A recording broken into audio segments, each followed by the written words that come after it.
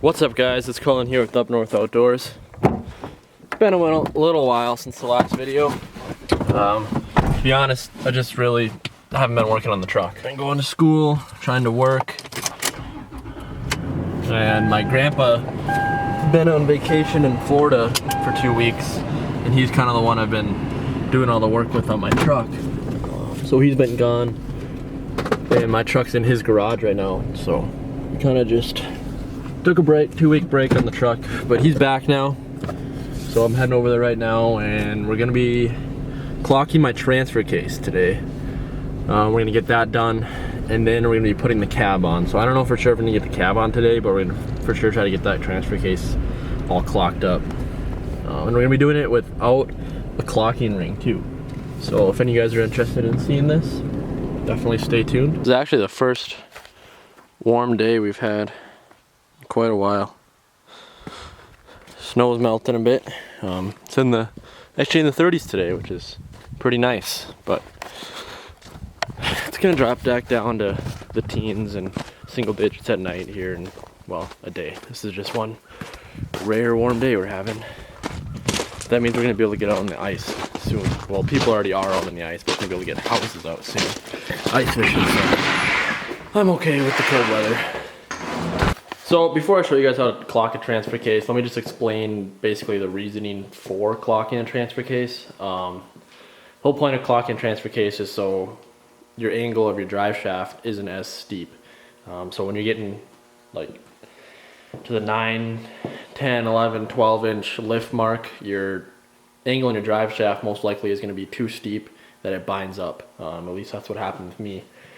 And you can get some custom drive shafts that are for high angle. They're made for like mud trucks and stuff, but they're pushing $2,000. And doing this is completely free. But on the downside is you do lose clearance. You lose some ground clearance. But I'm not going to be doing a ton of off-roading with this truck once I finish it, just because I've put so much work into it, which I'm saying that now, and I'll probably still end up bombing it in some trails and getting it stuck, I'm sure. But with the 40s and everything, this thing is so up there, it's not really going to be an issue. That extra 6 inches from clocking it down isn't going to be too much of an issue. But yeah, that is a downside. So eventually, if I really get into off-roading with this truck, if I go that route with it, which I don't think I'm going to, I'm actually planning on building a different truck for really beating the crap out of a trail rig. I'm thinking about building the 6.9 into being a new trail rig, but if I do decide to do that, I always could clock it back and do a high angle drive shaft, and then I'd get more clearance. But for now, this will work good. If it's icy, I'll actually be able to put 4-wheel drive on, which will be nice. And if I'm getting stuck, if I'm going through some mud and nastiness, which I'm sure I will be, it'll be nice having 4-wheel drive. So what we're gonna be doing today is clocking this transfer case down, so then I can actually finally run a front drive shaft, which I'm definitely gonna need, especially if, well, I don't know, I'm probably not gonna be driving this in the winter, but maybe on nice days, I don't know. I just want to have a front drive shaft, because it's pointless having a big truck with a Bluetooth drive shaft. Like, I want a real one. So we're just gonna have to undo all these bolts, turn it down till the holes line up again, and put all the bolts back in. So it sounds really easy, but probably be a bit of a pain.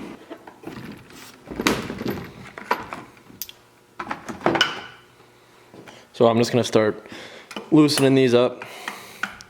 Alright, so these are 1/2-inch bolts, and I can't really fit the ratchet in some of these ones, and like especially this one. So I'm gonna go over my garage and grab my 1/2-inch ratcheting wrenches. Actually, my grandpa might have them here, never mind. Let's look.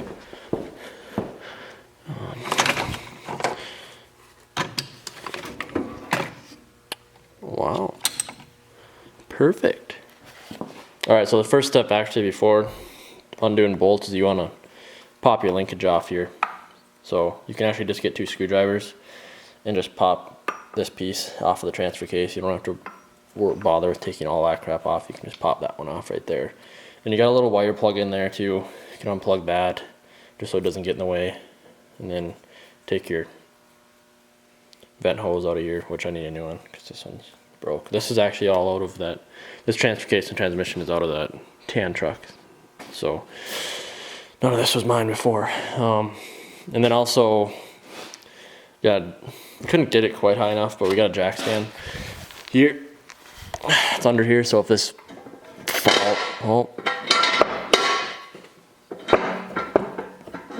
if this falls, it'll catch it, hopefully. Alright, so what you do, once you get all the bolts unhooked, you turn it down until all the bolts line up again, except for one. One on this side doesn't line up. You just don't put a bolt in that one. Put the bolts in all the other ones. And then we have to put a new gasket on here. Get all the silicone on there. Make a gasket. Alright, so tighten all the bolts back up, and transfer case is officially clocked. Got it clocked down, got the seal on there, got it tightened up snug, like real tight. And she's all clocked now. Go over on the other side here. One thing that I am gonna have to figure out though, I'll probably talk to my dad because he's pretty good with this kind of stuff, is figuring out the linkage, because we're gonna have to get an extra something here to go across so I can still change it from in the cab. Otherwise, if you're not wanting to fiddle with the linkage, you can always hop out, get into the truck, and just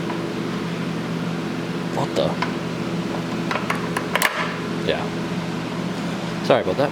You can just change it like that by hand, but I don't really want to do that, so we're gonna get the linkage hooked up so I can still do it from in the cab. Yeah, you can get clocking rings. They're normally around 50-ish bucks online. That's a separate ring you bolt onto here that gives you more like bolts to bolt up to, I think. So like if you don't want to clock it the full turn, you can clock it just a bit if that's all you need. But for me, I needed a lot, so I figured just do it this way. You know, will for sure not be needing to buy one of those expensive high angle drive shafts. So I still might need to get my drive shaft lengthened or shortened just because the transfer case is in a different position than it was before with the different length motor and the different length transmission and all that.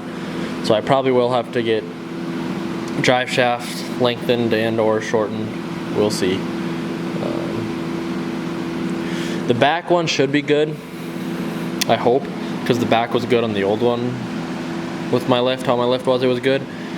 But this is a different setup here, so we'll see. Hopefully the back angle will still be okay, because that'd really suck.